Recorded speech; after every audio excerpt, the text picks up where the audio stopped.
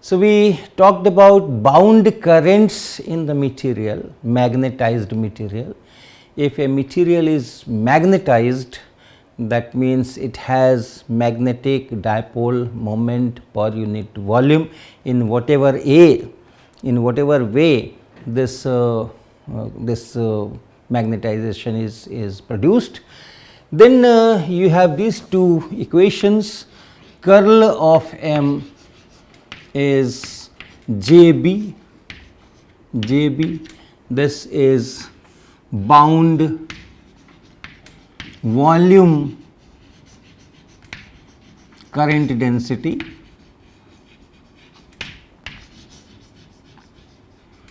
so if the magnetization in the given material is non-uniform and non-uniform in such a way that the curl of M comes out to be non-zero, then in the interior of this material also you will have some currents, and these currents are bound currents, remember, and bound currents are the currents because of the atomic electrons, motion of atomic electrons in the vicinity of the atom. The electron will not go through long circuits or like that, that is for free currents. But then these alignment of these atomic currents will be such that it will give a current in the volume wherever this curl is not zero.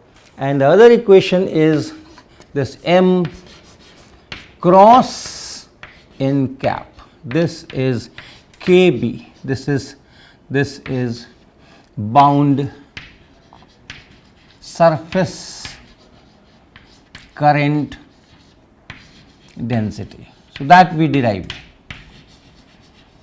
and most of the time we talk of uniformly magnetized material, then in the volume there are no currents, but on the surface, on the periphery, on the surface, anywhere on the surface you will have this M cross n cap, this much of bound surface current density will be produced. So, that means on the surface a current will be there.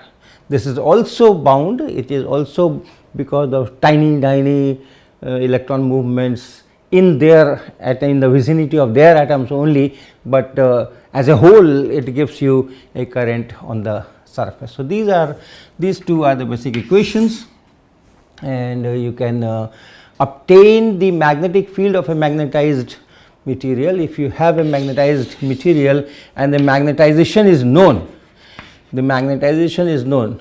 then you can use this equation to write what is the current density inside, use this equation to write what is the current density on the surface, and then from the currents, from these currents you can write the magnetic field using the usual techniques, Bat-Savart law or Ampere's law or vector potential, from their curl of A is B, whatever suits.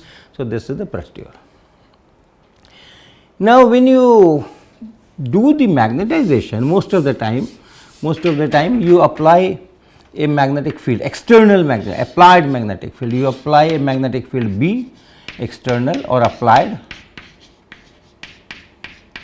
and put the material here in the magnetic field, and this magnetic field magnetizes the material.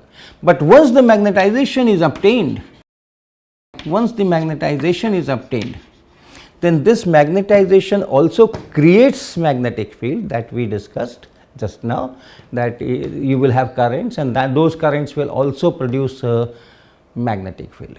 So, this applied field is perhaps because of some free current, some current solenoid or something, or this may also be because of a magnet, but then you have a magnetic field because of this magnetization also, and therefore, your magnetic field is your applied magnetic field and plus the magnetic field because of this magnetization. So, it will change. If you put the material here, the magnetic field everywhere will change, because this will also produce its own magnetization, and the two will get mixed up and the magnetic field will be this. Now, it is useful to define a vector H. It is useful to define a vector H vector. I will just call it H vector. its name is not yet very standard.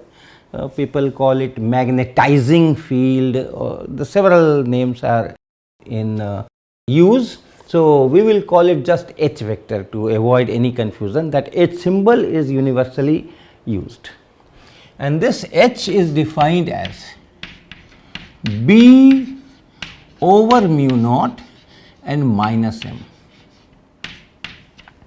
B over mu naught and minus m, this is the definition. So, we construct this vector, we construct this vector. B is the magnetic field, it is a physical quantity.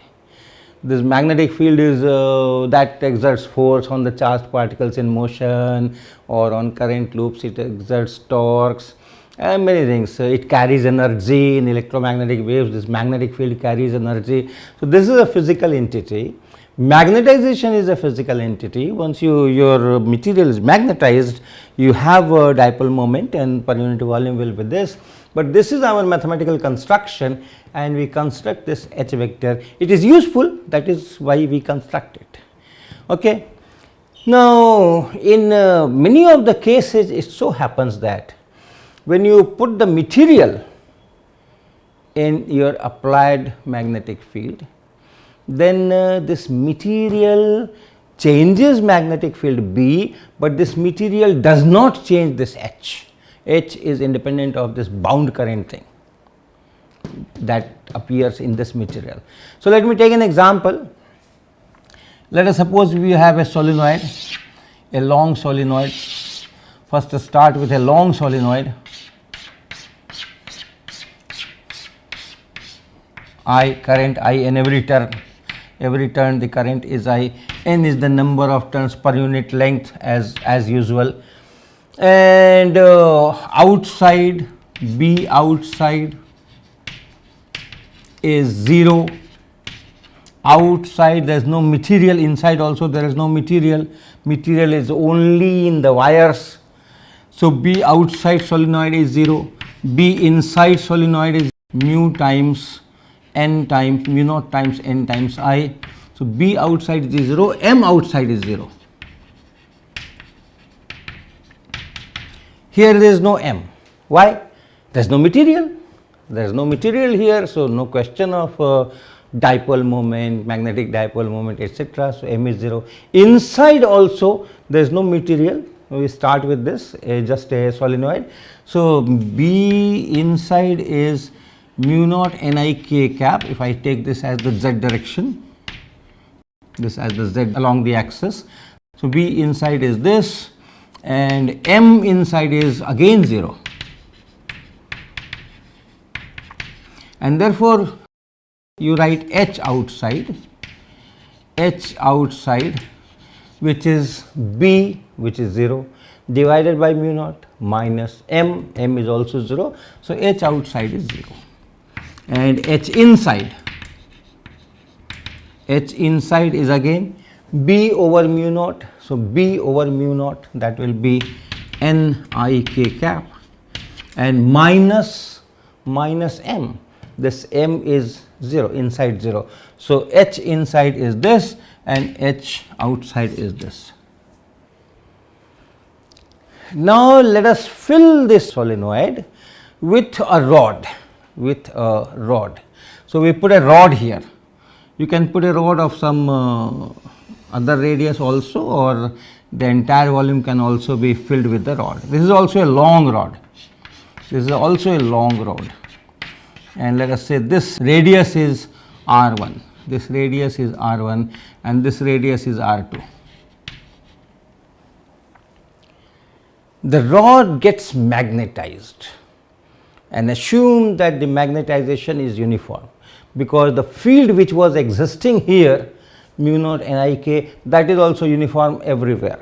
So, whatever happens to this part of the rod, same thing should happen this part of the rod and so on. So, this rod gets a magnetization capital M, which is uniform, which is constant everywhere. Now, what happens to B outside with the rod? So, just outside, that means outside the solenoid. So, R is greater than R2 here, outside the solenoid. Now, this magnetized rod, for all our calculations, it gives you a surface current. The curl will be 0, uniform magnetization, curl will be 0.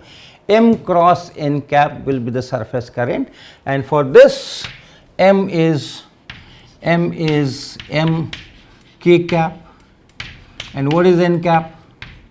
What is n cap? You have this rod, and then you are on the surface, and you are asking the unit vector along the normal direction. So, that is our s direction, cylindrical coordinates, and therefore, m cross n cap will be m k cross s cap, and that is phi cap.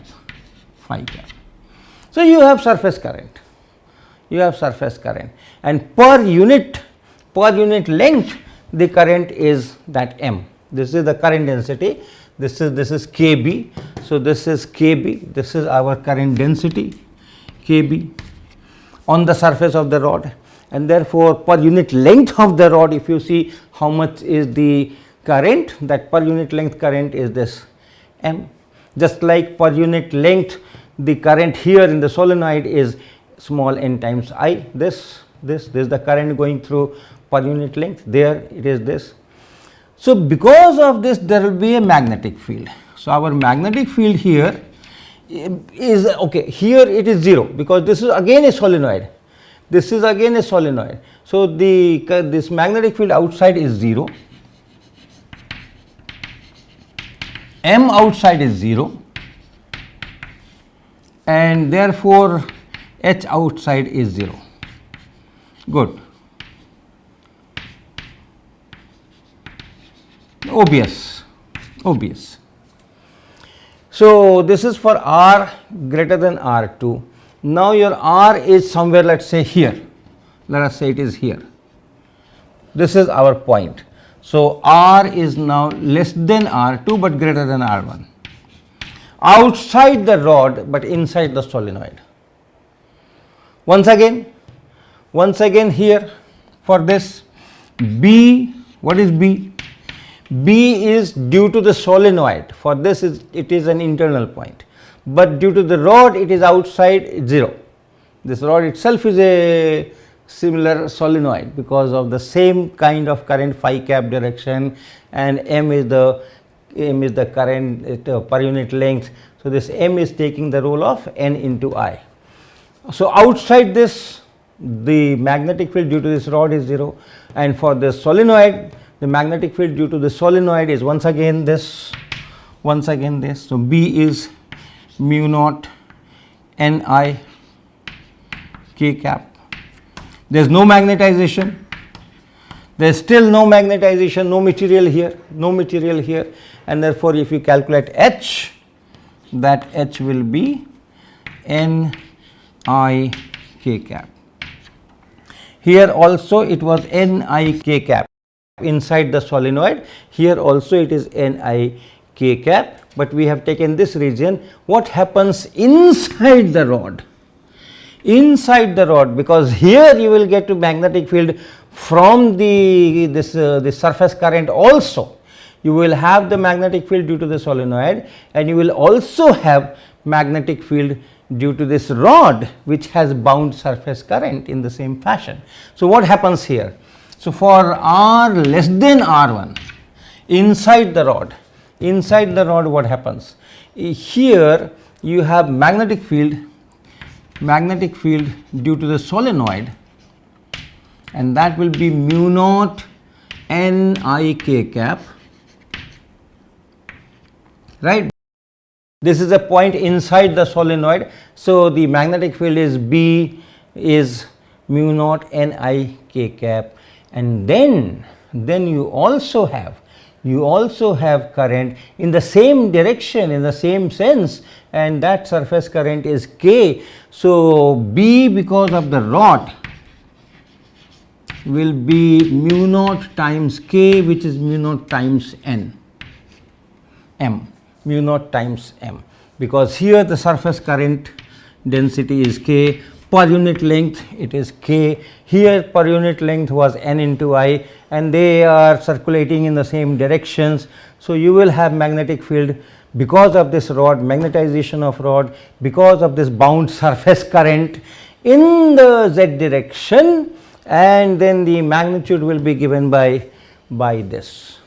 So, B itself is this plus this mu naught times n I k cap, and then plus mu naught times m k cap. Because of this magnetized rod, the magnetic field has changed, increased. All right, good. What is H? What is H? H is B over mu naught and minus m. And now you are inside the material. Now you have inside the rod. Here there is a magnetization, and that is m. So, B over mu naught, here is B, here is B. B over mu naught is n I k cap and plus m k cap, and minus this magnetization, and magnetization here is capital M. In what direction is the magnetization? It is in k cap direction. So, minus m k cap, and this cancels, and it is n I k cap. Okay, n I k cap here, n I k cap here, and n I k cap here. So, this was the H inside the whole solenoid here, everywhere. Before putting the rod, this was the case, inside was this and outside was this. And after putting the rod, what happens? Inside is still the same, we have taken both the cases.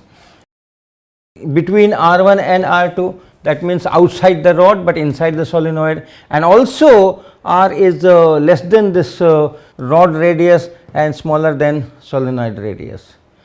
So, everywhere, whether you take inside the rod, which is this case, whether you take outside the rod but inside the solenoid, that is our this case, or whether you take outside the solenoid, the H field before the rod was put and H field after the rod was put is same, and it is Ni is the external, that the solenoid that is Ni k cap is just the H field of the solenoid.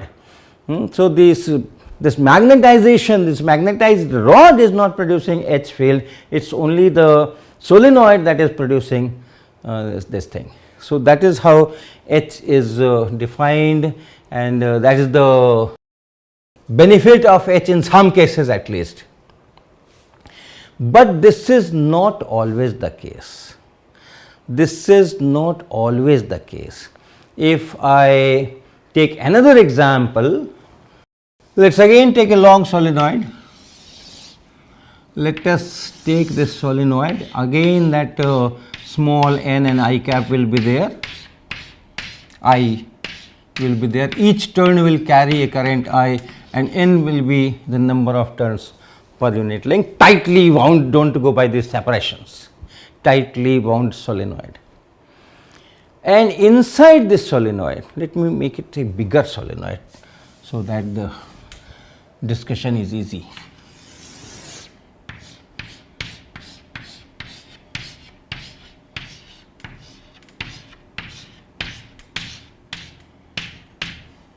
Inside this we have a disc. Suppose we put a disc here.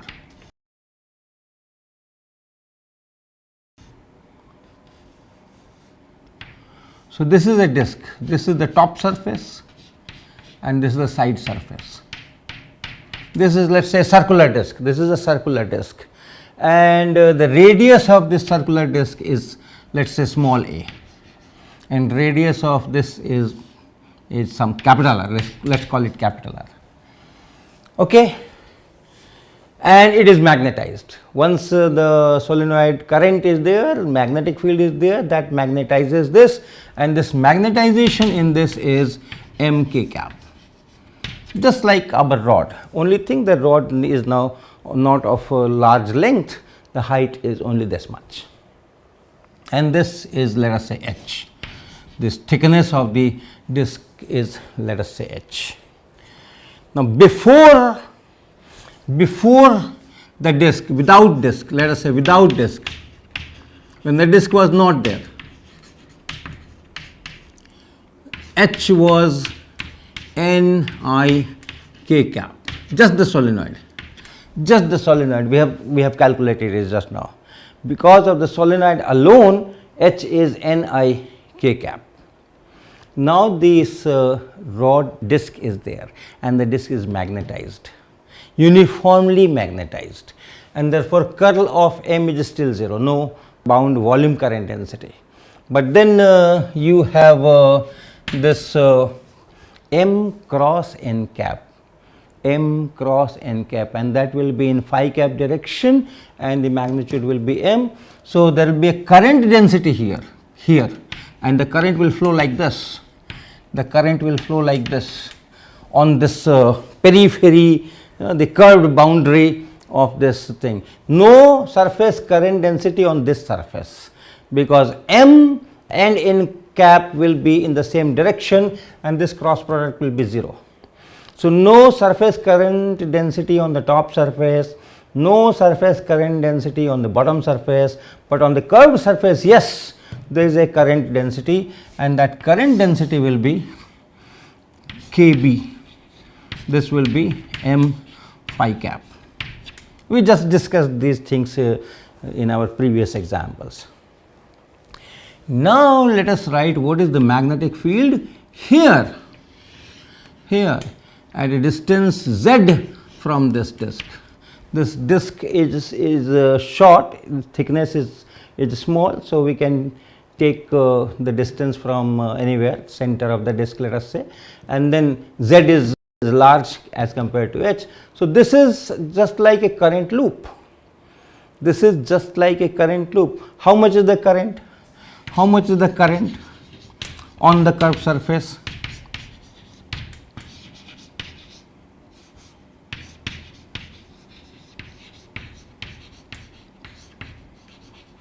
This current will be I1.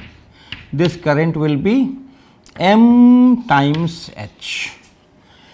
M is the current density, surface current density. It's going like this, and perpendicular to this is the line which it is crossing, and that line has length h, and therefore the current will be this current density m times this h, that is the current. So now you have a circular current, and of the radius of that circle is a, and from the center at a distance z on the axis, the magnetic field. I am asking for the magnetic field. So magnetic field, B field, due to the disc, let us first write that B1, due to this. And if you remember the equation for magnetic field at the axis of, at a point on the axis of the loop at a distance z, that was B mu naught times current is I1, and then a square, the radius of the disc square, and divided by 2 times a square plus z square 3 by 2. Okay, we had derived it when we were discussing Bart-Savart law. So this is B1, and I1 is of course m times h. So this is mu naught m times h times a square divided by 2 a square plus z square 3 by 2. So that is the magnetic field here because of the disc. And what is the magnetic field here because of the solenoid? That is mu naught times n times I. So the net field, net B field will be, B will be mu naught n I k cap. this I is this I. So, mu naught n I k cap, this is because of the solenoid, plus mu naught m h a square divided by 2 times a square plus z square and 3 by 2. This is B. Here, what is H here? H is B over mu naught minus m. So, first divide mu naught. So, you get n I k cap plus m h a square divided by 2 a square plus z square 3 by 2. So, that is B divided by mu naught k cap and minus m k cap. Minus m, this m is, this m vector is, magnetization vector is m in k cap direction. Now, you can say that before putting the disk, without the disk, H was n I k cap, and now after putting the disk, it is n I k cap and plus this quantity, and this is not 0. This is not 0. So, H has changed.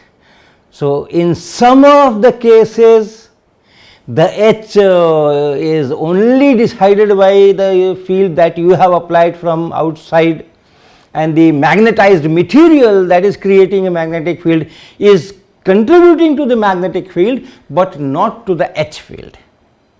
And in some cases it is contributing to the H field also.